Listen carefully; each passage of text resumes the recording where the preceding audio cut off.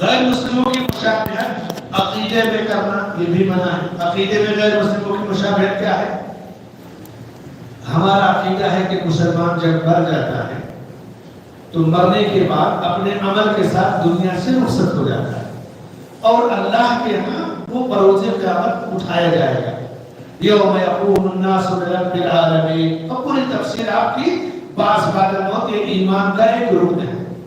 غیر مسلموں کا عقیدہ ہے کہ انسان مر جاتا ہے تو مرنے کے بعد وہ دوسرا جنم لیتا ہے، جس کو کہتے ہیں آوا ڈلب تناسخ ارواح، کہ وہ اچھا ہے تو اچھی شکل میں جنم لیتا ہے، برا ہے تو بری شکل میں جنم لیتا ہے۔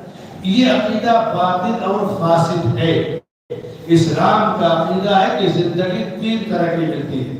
بعض علماء نے 4 زندگیاں بتائی ہیں۔ ایک زندگی مادر رحم کی، اس کا تعلق گرچہ دنیا سے ہے لیکن پوری دنیا اس کو نہیں دکھائی دیتی، اور دوسری زندگی دنیا میں آنے سے لے کر کے موت تک، تیسری زندگی مرنے کے بعد سے لے کر کے قیامت قائم ہونے تک، چوتھی زندگی قیامت قائم ہونے کے بعد سے لے کے ہمیشہ ہمیشہ تک۔ یہ ہمارا عقیدہ ہے۔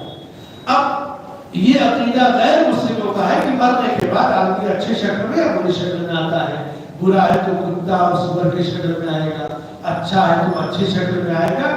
تو غیر مسلموں کی یہ عقیدے میں مشابہت ہے۔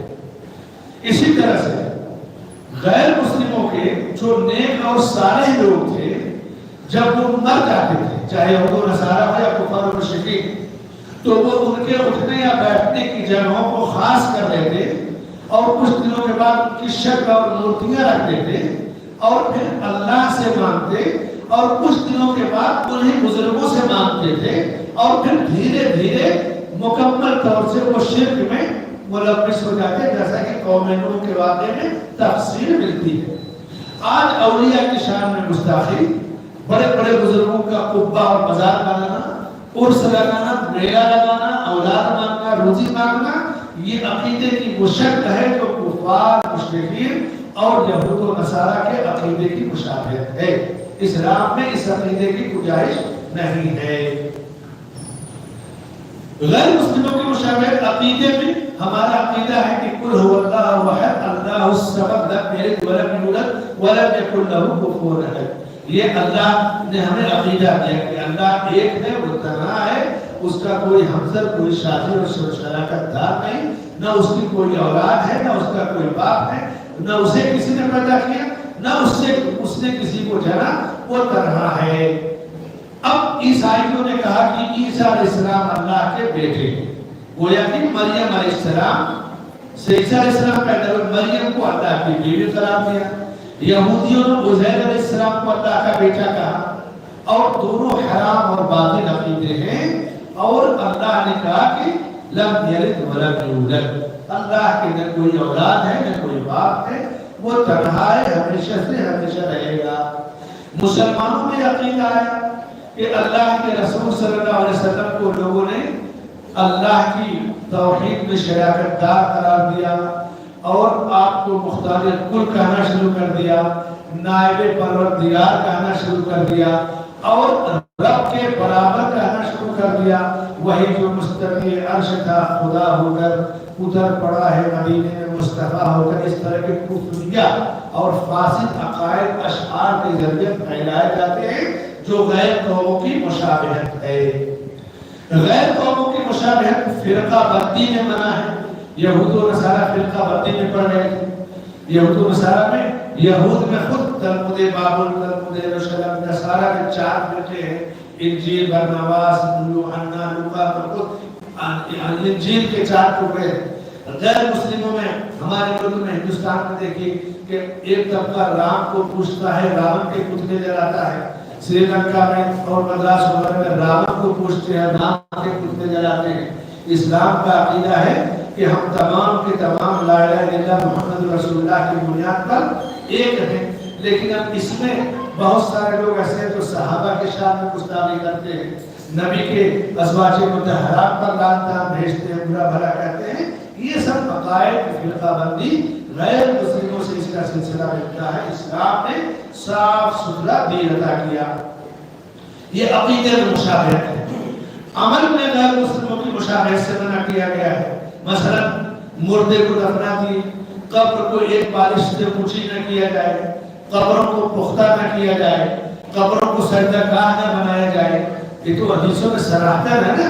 اللہ کے نبی صلی اللہ علیہ وسلم فرماتے ہیں قاتل اللہ اليہود والنصارى لعن اللہ اليہود والنصارى اتخذوا قبور انبیائهم مساجد. صحیح بخاری مسلم کی ہے کہ اپنے انبیاء کی قبروں کو سجدہ گاہ بنا لیتے. کوئی نبی یا نیک آدمی مر جاتا تو اس کی قبر پر ہی سجدہ کرتے یا وہی مسجد بنا لیتے.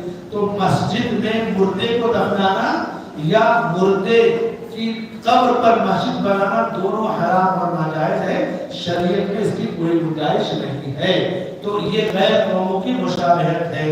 یہاں تک نبی کریم صلی اللہ علیہ وسلم نے فرمایا اولئک شرار الخلق عند اللہ، ایسے لوگ جو اپنے اولیاء اور صالحین کی قبروں کو سجدہ گاہ بناتے ہیں، یہ اللہ کے نزدیک بدترین مخلوق اور بدترین لوگ ہیں. تو عبادت میں بھی مشابہت بنا ہے، عقائد میں مشابہت بنا ہے. اب تیسری مشابہت عید اور تہوار میں. اسلام نے دو تہوار ہمیں دیے، عید کے عید الفطر اور عید الاضحیٰ. بس یہی دو عیدیں ہمیں اسلام نے عطا کی. اب ہمارے یہاں سماج میں برتھ ڈے منایا جاتا ہے، بچے سے محبت کے طور پر برتھ ڈے منانا غیر قوموں کی مشابہت ہے. اسلام میں اس کی کوئی گنجائش نہیں. من تشبہ بقوم فہو منہم، وہ شخص داخل ہے. اسی طرح ٹیچر ڈے منایا جاتا ہے. ٹیچر ڈے استاد اور معلم ہمیشہ قابل احترام ہوتا ہے، اس کے ڈے منانے کی ضرورت نہیں ہے. مدر ڈے اور فادر ڈے منایا جاتا ہے. یہ سنہرا جال چونکہ یورپی ممالک جو بظاہر ترقی یافتہ ہے لیکن نسلوں کا پتہ نہیں، پوری نسلیں بکھر گئی، حسب نسب بکھر گیا. اب ان کی ماؤں کو پتہ نہیں کہ کس سن میں میرے ساتھ کون شوہر تھا، یہ جو میرا بچہ ہے کس شوہر کی اولاد ہے، یا باپ کو پتہ نہیں کہ میں کس وائف سے کون سا بیٹا میرا ہے.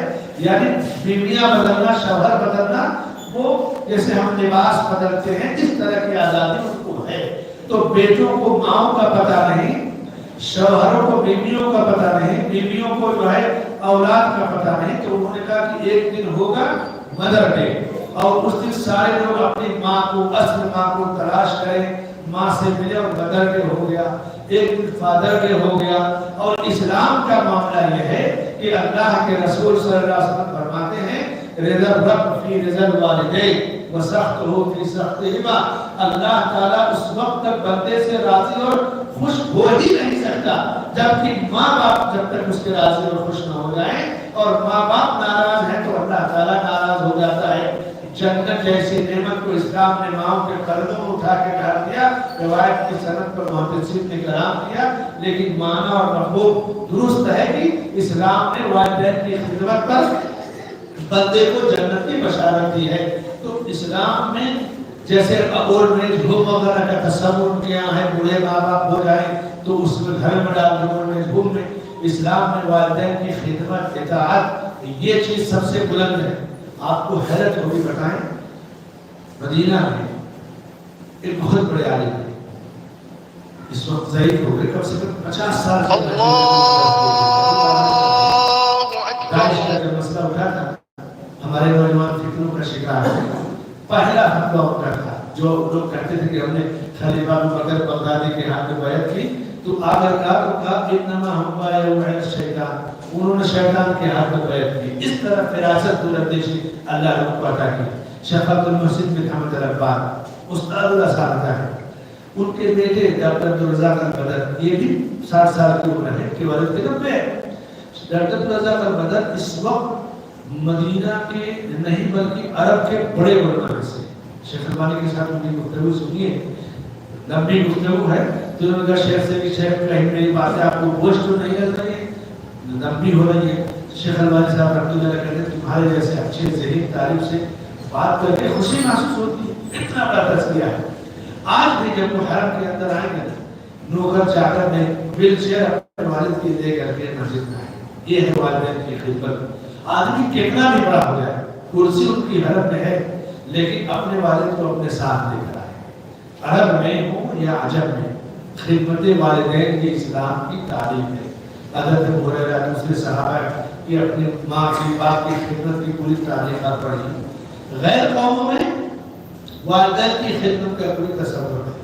اب ہمارے یہاں وہ مصیبت چلی آ رہی ہے کہ والدین کی خدمت سے لوگ دور ہو رہے ہیں۔ یہ مشابہت ہے غیر قوموں۔ الگ ہو جانا یہ عیب نہیں، بیوی کو لے کر الگ رہنا عیب نہیں، تعلقات کو کاٹ لینا، ضرورتیں نہ پوری کرنا، یہ سب سے بری چیز ہے۔ اختلاف ہے، آپ الگ ہو رہے ہیں فتنے سے بچنے کے لیے، لیکن آپ والدین سے تعلقات کو نہ کاٹیے، ان کی ضرورتیں پوری کیجیے، ان کے لیے اسباب مہیا کیجیے۔ تو غیر قوموں کی مشابہت، برتھ ڈے، شادی day, mother day, father day, اور یہ جنم ڈے اور جو مرن ڈے ہے نا، یہ 40واں اور پتہ نہیں کیا کہ یہ سب مرن ڈے، یہ سارے ڈے غیر قوموں کی مشابہت ہے۔ اسلام میں اس کی کوئی گنجائش نہیں ہے۔ وہ جو 40واں مناتے ہیں، چہروں پر پتہ نہیں کیا کہ مناتے ہیں، اسلام میں عید الفطر اور عید الاضحیٰ ہے، یہی دو تہوار ہیں۔ خوشی اس کے علاوہ آپ کو مذہبی طور سے خوشی منانے کا کوئی اختیار نہیں۔ آپ خوش رہیے، دعوت کیجیے، پارٹی کیجیے، کھائیے پیجیے، لیکن یہ جتنے ڈے ہیں یہ غیر قوموں کی مشابہت ہے۔ شیطان کی مشابہت سے منع کیا گیا ہے۔ مثلا شیطان بائیں ہاتھ سے کھاتا ہے، اللہ کے نبی صلی اللہ علیہ وسلم فرمایا کہ بائیں ہاتھ سے مت کھاؤ، بائیں ہاتھ سے شیطان کھاتا ہے۔ جھوٹی گواہی دینا یہ غیر مسلموں کا عام طریقہ تھا۔ آج مسلمانوں میں گواہ بکتے ہیں، ایمان بیچتے ہیں، تو یہ غیر مسلموں کی مشابہت ہے۔ عرس ہے، تہوار ہے، اور سب سے خطرناک جو عید ابھی کل 14 فروری کو ویلنٹائن ڈے کے نام پہ گزری ہے۔ ویلنٹائن ڈے ایک پادری تھا، بدکار زناکار، ایک راہبہ کے ساتھ زنا کیا تو اس کو قتل کر دیا گیا، تو کہا گیا کہ یہ شہید محبت ہے، اور اس کی یاد میں یہ تہوار منایا جاتا ہے۔ اور عشق اور محبت کالجوں میں نہ جانے کیسے کیسے حادثات ہوتے ہیں۔ یہ چیز شریعت نے غیر قوموں کی ہر طرح کی مشابہت سے منع کر دیا ہے۔ عقیدے میں مشابہت، عمل میں مشابہت، اور عید اور تہوار مشابہت۔ مشابہت کی چوتھی جو صورت ہے، عبادت میں بھی ہمیں غیر مسلموں کی مشابہت نہیں کرنی ہے۔ ہماری عبادت طہارت سے، وضو سے، غسل سے شروع ہوتی ہیں۔ ہماری عبادتوں کا وقت سورج طلوع ہونا ہے، غروب ہوتا ہے، تو منع کیا گیا کہ اس وقت کفار کی عبادت کا وقت ہے۔ سحری کرنا، سحری میں تاخیر، افطار میں جلدی کرنا، یہ ہماری عبادت کا وقت ہے۔ ابھی رمضان آئے گا، ہمارے نوجوان 1-2 بجے تک جاگیں گے، بغیر سحری کیے ہوئے سو جائیں گے۔ یہ غیر قوموں کی، یہود و نصارہ کی مشابہت ہے۔ اللہ کے رسول صلی اللہ علیہ وسلم فرماتے ہیں فصل ما بین صیامنا و صیام اہل الکتاب اکلۃ السحور، ہمارے غیر قوموں کے روزے کے درمیان جو چیز فرق کرنے والی ہے وہ سحری کرنا ہے۔ تو سحری کے بغیر روزہ رکھنا یہ یہود و نصارہ کے روزوں کی مشابہت ہے۔ میرے بھائیو، آپ عبادت کر کے کس مشابہت میں جا رہے ہیں؟ افطار میں جلدی کرنا، احتیاط وغیرہ کر کے کچھ لوگ 10-20 منٹ رک جاتے ہیں، یہ بھی یہود کا طریقہ ہے۔ اور اللہ کے رسول صلی اللہ علیہ وسلم نے نوحہ اور ماتم سے منع کیا ہے کہ نوحہ اور ماتم کرنا حرام ہے۔ اور اسی طرح سے صحابہ کرام کہتے کہ میت کی وفات کے بعد جیسے تعزیتی مجلسیں ہمارے یہاں منعقد ہوتی ہے نا، کوئی شخصیت مر گئی تو تعزیتی جلسے، یہ بھی نوحے کی ایک قسم ہے۔ صحابہ کرام کہتے ہیں کہ اس طرح کی مجلس کو کنا نعدہ من السیاحہ، ہم اس کو نوحہ میں شمار کرتے تھے۔ شیخ البانی رحمہ اللہ نے احکام الجنائز میں پوری تفصیل سے اس کو بیان کیا۔ تعزیت کی مجلس ہے، یہ نوحہ کی ایک قسم ہے۔ اور فرمایا آپ صلی اللہ علیہ وسلم نے یہ اربع فی امتی من امر الجاہلیہ، میری امت میں 4 چیزیں ایسی ہیں جو جاہلیت کی ہیں۔ وہ کیا ہیں؟ پہلی چیز حسب نسب پر فخر کرنا کہ میں اعلیٰ نسب کا ہوں۔ حسب نسب پر فخر کرنے سے بندے کو کامیابی اور ترقی نہیں ملتی۔ تلک امۃ قد خلت لہا ما کسبت ولکم ما کسبتم، انہوں نے جو کیا ان کو ملے گا، تم جو کرو گے تمہیں ملے گا۔ اللہ کے رسول صلی اللہ علیہ وسلم فرماتے ہیں من بطأ به عمله لم يسرع به نسبه، جس آدمی کو اس کا عمل پیچھے چھوڑ دے اس کا حسب نسب آگے نہیں کر سکتا۔ آپ سید ہو، اصلی نقلی یہ تو بات کی بات ہے، لیکن اگر عمل میں آپ توحید اور اتباع سنت پر نہیں ہو تو سید ہونا کسی کام کا نہیں ہے۔ بلال حبشہ سے آئے تھے، سہیب روم اٹالیا سے آئے، سلمان فارسی فارس ایران سے آئے، رضی اللہ عنہ اجمعین۔ اللہ کے نبی نے جنت کی بشارت دی۔ ابو لہب ابو جہل نبی کے سگے چچا دینے ایک ہے، لیکن جہنم کی ان کو بشارت ملی۔ عمل سے تو پیچھے رہ جائے گا، حسب نسب آگے نہیں کرے گا، اور حسب نسب پر فخر کرنا یہ جاہلیت کی علامت ہے۔ جاہلیت جب کہا جائے تو اس سے مراد اسلام سے پہلے والا زمانہ، اسلام کے بعد جاہلیت ختم ہو گئی۔ بہت سارے لوگ کہیں گے جدید جاہلیت ہے، سید قطب کی کتاب ہے جدید جاہلیت، علامہ ڈاکٹر صالح فوزان کا ایک محاضرہ ہے پورا یوٹیوب پر موجود ہے، کہا کہ اسلام کے بعد جاہلیت ختم ہو گئی، اب جدید جاہلیت نہیں ہے۔ کوئی جاہلیت نہیں تو یہ کہا جائے گا کہ یہ علامت جاہلیت کی ہے، ورنہ جاہلی دور ختم ہو گئے۔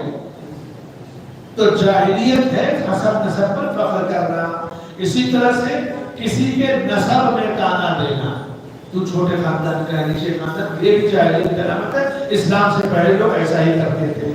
ستاروں سے بارش طلب کرنا کہ فلاں ستارہ ہے، نچھتروں نے بارش برسائی، نہیں، ستارے بارش نہیں برساتے، اللہ تعالیٰ بارش برساتا ہے۔ چوتھی چیز نوحہ اور ماتم کرنا، یہ جاہلیت کی علامت ہے۔ یہ چار چیزیں ہوئی مشابہت میں، عقیدے میں، عمل میں، عبادت میں اور عید اور خوشیوں میں۔ اب آخری جو چیز مشابہت کی جس سے منع کیا گیا، عادات اور طور طریقے میں بھی اسلام کی عادتیں طور طریقے یہ دنیا کی تمام تہذیبوں سے بلند ہیں۔ اسلام سے بہتر تہذیب کلچر کسی کے پاس نہیں۔ مثلا ایک مسجد کے دروازے پر کسی نے چارٹ لگایا ہے، چارٹ یہ لگا تھا کہ ایک چرچ کی تصویر تھی کہ وہاں جوتے بڑے طریقے سے رکھے، اور ایک مسجد کی تصویر تھی کہ وہاں جوتے ادھر ادھر بکھرے۔ اس مسجد میں گیا جمعہ پڑھانے، تو میں نے کہا کس نے لگایا، بتایا لوگوں نے، تو میں نے کہا جوتوں کو اس طریقے سے رکھنا اچھی بات ہے، لیکن یہ اتنی بڑی تہذیب نہیں ہے کہ آپ اس کے ذریعے ہمیں سبق سکھائیں۔ اپنے جوتوں کی حفاظت کیجیے، جوتے ہمارے کو بیٹھ کر نماز پڑھنے کی اجازت نہیں دی ہے، تو اس طرح مرغوب مت ہوئیے۔ غیر قوموں کی کوئی عادت قابل تقلید نہیں، ہماری جو کمی ہے ہم سنت کے ذریعے دور کریں، صحابہ کے اسوہ اور آئیڈیل کے ذریعے دور کریں۔ غیر قوموں کی کسی بھی تہذیب کلچر کی ہمیں کوئی ضرورت نہیں ہے۔ ہماری کمی کی ہم اسلام کو نہیں پڑھتے، قرآن کو نہیں پڑھتے۔ عادتوں میں جیسے لوگ اپنے رشتہ داروں کو گفٹ دیتے ہیں، سونے کا پیالہ، چاندی کا پیالہ، چاندی کا برتن، چاندی کا پلیٹ یا گلاس یا چمچہ، کہ یہ گفٹ ہے۔ ظاہر سی بات ہے کہ سونے چاندی کے برتن میں کھانا پینا حرام ہے، یہ غیر قوموں کا طریقہ ہے، چاہے جتنی دولت ہو۔ آپ صلی اللہ علیہ وسلم فرماتے ہیں کہ جو سونے اور چاندی کے برتن میں کھاتا ہے وہ اپنے پیٹ میں آگ بھر رہا ہے، انما یجرجر فی بطنہ نار جہنم۔ غیر قوموں سے انسان اپنی تہذیب میں کیسے مشابہت کرتا ہے؟ داڑھی مونڈنا، داڑھی مونڈنے کا تصور صحابہ میں نہیں تھا۔ داڑھی مونڈنا یہ غیر قوموں کی مشابہت ہے۔ غیر قوموں کی مشابہت عورتیں کیسی کرتی ہیں؟ بے حجابی، بے پردگی، یہ غیر قوموں کی مشابہت ہے۔ شادی سے پہلے ماں باپ کی اجازت کے بغیر گھر سے باہر جانا یہ غیر قوموں کی مشابہت ہے۔ یورپی ممالک میں 18 سال کے بعد عورت یا بچے یا بچیاں آزاد ہو جاتے ہیں، یہ ان کی تہذیب ہے۔ شادی کے بعد شوہر کی زندگی میں اور شوہر کی کوئی اطاعت میں زندگی گزارے گی۔ تو غیر قوموں کی مشابہت سے منع کیا گیا ہے، مرد کو بھی عورت کو بھی۔ عمر بن خطاب رضی اللہ عنہ نے اللہ کے رسول صلی اللہ علیہ وسلم نے ایک مرتبہ عبداللہ بن عمر رضی اللہ عنہ کو دیکھا کہ گیروا کلر کا کپڑا پہنے ہوئے۔ تو آپ صلی اللہ علیہ وسلم نے فرمایا کہ ان هذه من ثياب الكفار فلا تلبسها، یہ کفار کے لباس ہے، یعنی جو لباس کفاروں کا مذہبی لباس ہے، جیسے پادری پہنتا ہے جو لباس، سادھو پہنتا ہے، یا جو عبادت گزار پنڈتوں کا جو پجاری پہنتا ہے، تو مذہبی لباسوں کو پہننا غیر قوموں کی مشابہت ہے۔ باقی عام لباس جو سب لوگ پہنتے ہیں موسم کے لحاظ سے اور علاقے کے لحاظ سے، اس میں کوئی حرج نہیں ہے۔ تو غیر قوموں کی مشابہت عادات طور طریقے میں بھی منع کی گئی ہے۔ اور غیر قوموں کی مشابہت مونچھ کو چھوٹی کرنا اور داڑھی بڑھانا، یہ اسلام کی تعلیم ہے۔ کوئی مونچھ بڑی کرے داڑھی چھوٹی رکھے، یہ غیر قوموں کی مشابہت ہے۔ آپ صلی اللہ علیہ وسلم فرماتے ہیں قص والشوارب ورفع اللحى، مونچھ کاٹو اور داڑھی کو بڑھاؤ، یہ غیر قوموں کی مشابہت تم نہ اختیار کرو۔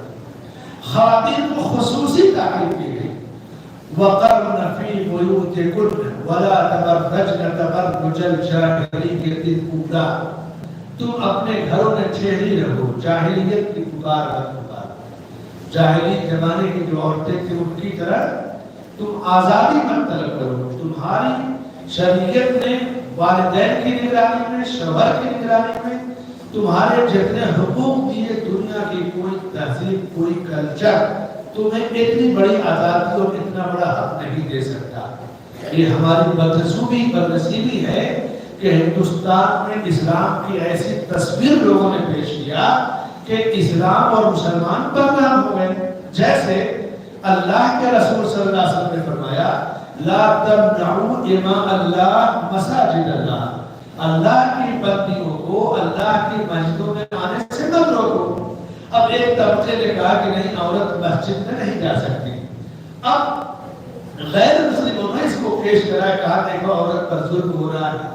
پھر جب اٹیک ہوا ان پر تب اقرار کیا کہ نہیں، اسلام میں تو اجازت ہے، ہمارے مسلک میں پابندی تھی، اب عورت مسجد جا سکتی ہے۔ دین طلاق کا بھی یہی مسئلہ تھا، اسلام کی رسوائی نہیں ہوئی ہے۔ مسلمانوں کے فرقے نے اپنی تعصب اور تنگ نظری کی وجہ سے آج اس قانون کو بنوایا ہے عورت کی حفاظت کے نام پہ، ورنہ یہ دین طلاق ہے ہی عورت کی حفاظت کے لیے۔ عمر بن خطاب رضی اللہ عنہ نے تین کو تین اس وقت مانا جب تین کو ایک ماننے میں لوگ ظلم کرنے لگے تھے۔ ایک طلاق دیتے، اس کے بعد عدت کے اندر رجوع کر لیتے، پھر طلاق دے کر رجوع کر لیتے۔ تو آزادی سے لوگ فائدہ اٹھاتے تو بطور سزا تعزیرن ایک حکمراں نے قانون بنایا کہ اللہ کی بندیوں کے ساتھ ظلم نہ ہونے پائے، تین نافذ ہو جائے گی۔ تو یہ سزا تھی، یہ شریعت میں تبدیلی نہیں تھی، لیکن تم نے حلالہ کے نام پر بدکاری اور حرام کاری کا جو راستہ کھولا، اس نے تمہیں ذلیل بھی کیا اور اللہ کا قانون تو نمایا، عورت کو حفاظت اور عزت اور آبرو ملنے والی۔ تو اب ہم جب یہ سمجھ لیں گے کہ اسلام اللہ کا پسندیدہ دین ہے اور سارے مسائل کا حل اس دین میں موجود ہے، وَمَنْ يَبْتَغِي غَيْرَ الْإِسْلَامِ دِينًا فَلَنْ يُقْبَلَ مِنْهُ وَهُوَ فِي الْآخِرَةِ مِنَ الْخَاسِرِينَ۔ اب کوئی اسلام کے سوا دوسرا دین اپنانا چاہے تو رب کی طرف سے نہیں قبول کیا جائے گا اور آخرت میں وہ خسارہ اٹھانے والوں میں سے ہوگا۔ دنیا میں دین اسلام یہی اللہ کا پسندیدہ دین ہے، اور اس دین پر چلنے والے، اس کی ترجمانی کرنے والے، اس کی نمائندگی کرنے والے اللہ کے نبی کے صحابہ، تابعین، ائمہ، محدثین، فقہاء، جنہیں ہم سلف صالحین کہتے ہیں۔ یہی منہج سلف، یہی منہج اہل حدیث، یہی منہج خیر القرون اور یہی صحیح دین ہے کہ ہم نہ کسی کی تقلید کے محتاج ہیں، نہ کسی کے تہوار کے محتاج ہیں، نہ کسی کی عادت کے، نہ کسی کی عبادت کے، نہ کسی کی عید کے۔ اسلام دین کامل ہے اور زندگی کے تمام شعبوں کو شامل ہے۔ اس لیے میرے بھائیو، یہ ملک کے جو حالات ہیں کہ بت خانہ بنا کر اس انداز میں اس کو پبلسٹی کریں گے، کہ حوصلہ پست کریں گے اور کہیں گے کہ یہ دین اپناؤ، یہ دین اپناؤ، کان الناس امۃ واحدہ، دنیا بنی، آدم علیہ السلام آئے توحید پر تھے، آدم اور نوح علیہ السلام کے بیچ 1000 سال کا وقفہ ہے، سب لوگ توحید پر تھے۔ نوح علیہ السلام کی بعثت کے قریب جب لوگ شرک میں پڑ گئے، پھر اللہ نے نوح علیہ السلام کو بھیجا، اور اس کے بعد اسی لیے طوفان نوح کے بعد جو لوگ ان کے ساتھ رہ گئے، پھر سے توحید سے دنیا شروع ہوئی۔ نوح علیہ السلام کو آدم ثانی کہا جاتا ہے۔ پھر شرک کا دور آیا، پھر اللہ نے انبیاء کو بھیجا، اور اللہ تعالیٰ اپنے نبیوں کو بھیجتا رہا۔ آخری نبی اللہ کے حبیب صلی اللہ علیہ وسلم ہے۔ دنیا کی بنیاد توحید پر ہے، دین اسلام پر ہے، یہیں سے دنیا شروع ہوئی اور اسی پر دنیا میں ہمیشہ ایک جماعت حق پر قائم رہے گی۔ عزم اور حوصلہ، ہمت بلند کر کے جینا سیکھیے میرے بھائیو اور دوستو۔ گھر واپسی اصل یہی ہے کہ اسلام کی شکلیں جو بگاڑ دی گئی، ہم ان سے توبہ کر کے صحیح دین پر چلے آئیں۔ سارے مشرک، سارے یہود و نصارہ، سارے یہودی بدھسٹ غیر مسلم، سب کے لیے ضروری ہے کہ اللہ کا پسندیدہ دین اختیار کرے۔ جہاں سے دنیا شروع ہوئی ہے، دنیا میں شرک سے بڑا ظلم کوئی نہیں ہے، مشرک سے بڑا کوئی آتنکی اور دہشت گرد نہیں ہے۔ اِنَّ الشِّرْكَ لَظُلْمٌ عَظِيمٌ، اور اللہ کی شریعت سے زیادہ دنیا کو کہیں امن و امان نہیں مل سکتا۔ اللہ ہمیں علم نافع عطا فرمائے، عمل صالح کی توفیق عطا فرمائے، ایمان کی، عقیدے کی، منہج کی اور طور طریقے کی پختگی و سلامتی عطا فرمائے، اور ہم ہندوستان جیسے ملک میں جہاں کفر دندنا رہا ہے، ہمیں اپنے سامنے اپنے سلف صالحین کے اسوہ اور آئیڈیل کو، آپ کے اوپر صحابہ کرام، اللہ کے نبی صلی اللہ علیہ وسلم، ان تمام کی زندگیوں کو ہمارے لیے آئیڈیل بنا کر کے سامنے رکھ کر کے جینے کا عزم و حوصلہ عطا فرمائے، آمین۔ اور ہر قسم کی مرغوبیت سے، شکوک شبہات سے ہماری حفاظت فرمائے، آمین۔ وصلی اللہ علیہ نبینا محمد وعلی آلہ وصحبہ اجمعین۔ آپ تمام لوگوں کی محبت کا شکریہ۔ شکیل ابراہیم صاحب اللہ کو جزائے خیر دے۔ آپ لوگ تو تاخیر ہوئی ٹرافک کی وجہ سے انتظار کیے، اللہ تعالیٰ آپ تمام لوگ کو جزائے خیر دے۔ ہمارے مولانا صاحب ہیں کرام کہ جنہوں نے پروگرام مرتب کیا، اللہ سب کی محنت اور نیکیوں کو قبول فرمائے۔ جزاکم اللہ خیر۔ السلام علیکم۔